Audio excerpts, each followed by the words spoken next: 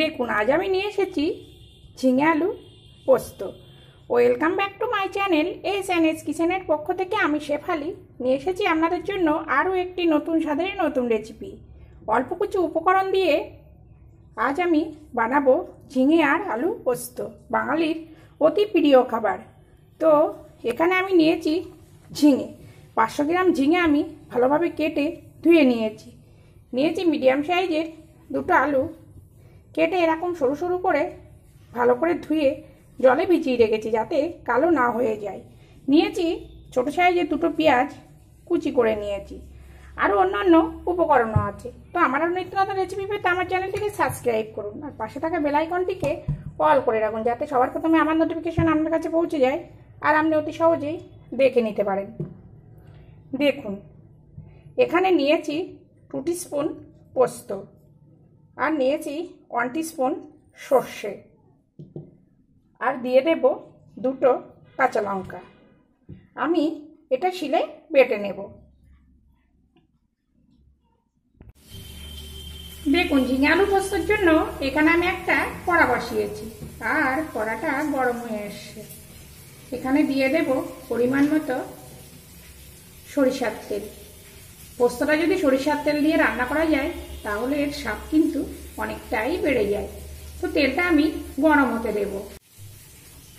দেখুন তেলটা গরম হয়ে গেছে। এখানে দিয়ে দেব কেটে রাখা আলু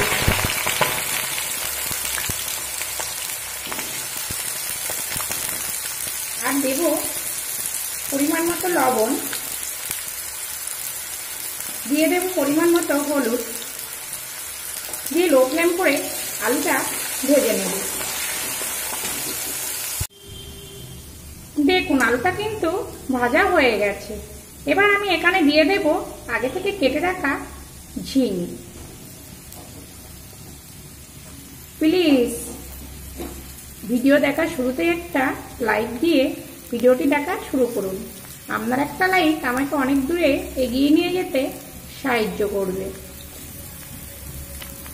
দেখুন এটা আমি আরও 2 থেকে 3 মিনিট মতো ভেজে নেব। এখানে কিন্তু এই মুহূর্তে আর লবণ ব্যবহার করব না, কেননা বেশি লবণ ব্যবহার করলে ঝিঙে দিয়ে অনেকটা পরিমাণে জল বেরিয়ে আসবে। তার জন্য এইভাবেই আমি ঝিঙেটা 2 থেকে 3 মিনিট মতো ভেজে নেব। দেখুন এখানে ঝিঙে আর আলুটা আমার ভাজা হয়ে গেছে আর হাফ মতো সিদ্ধও কিন্তু হয়ে গেছে। তো এখানে আমি দিয়ে দেব পরিমাণ মতো জল। খুব বেশি আমি জল দেব না, কেননা এটা শুকনো শুকনো হবে। আর এখানে দিয়ে দেব পরিমাণ মতো লবণ আর পরিমাণ মতো হলুদ আর সঙ্গে দিয়ে দেব দুটো চেরা কাঁচা লঙ্কা।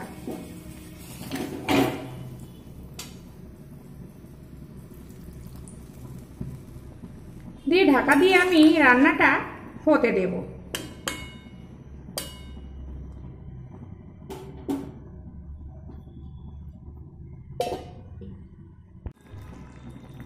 দেখুন ঝিঙে আলুটা কিন্তু সিদ্ধ হয়ে গেছে।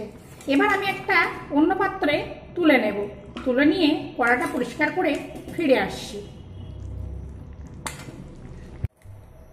দেখুন কড়া পরিষ্কার করে ফিরে এসেছি আর কড়াটা গরম হয়ে এসেছে। এবার এখানে দিয়ে দেব পরিমাণ মতো সরিষার তেল। তেলটা গরম হতে দেব।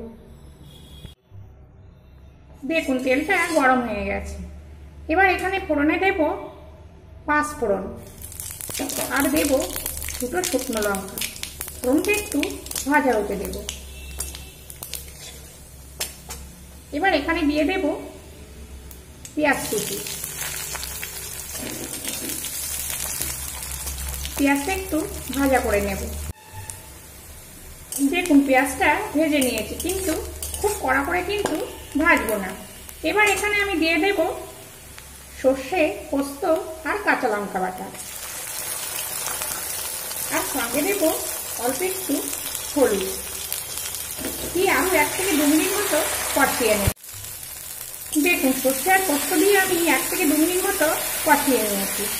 কিন্তু বেশি সময় কিন্তু কষানো যাবে না, কেননা এখানে কিন্তু সর্ষে দেওয়া আছে। বেশি কষালে কিন্তু তেতো হয়ে যাবে। এবার দিয়ে দেব ঝিঙে আর আলুটা।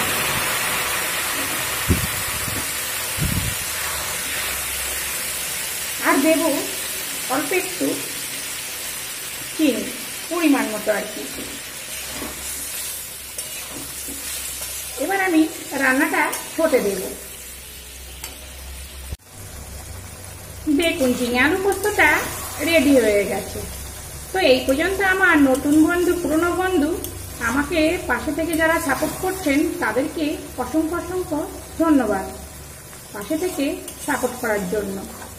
আর যারা সাধারণ দর্শক তাদেরকেও অসংখ্য ধন্যবাদ পাশে থেকে সাপোর্ট করার জন্য। দেখুন কত সুন্দর হয়েছে, তেল কিন্তু ছেড়ে দিয়েছে।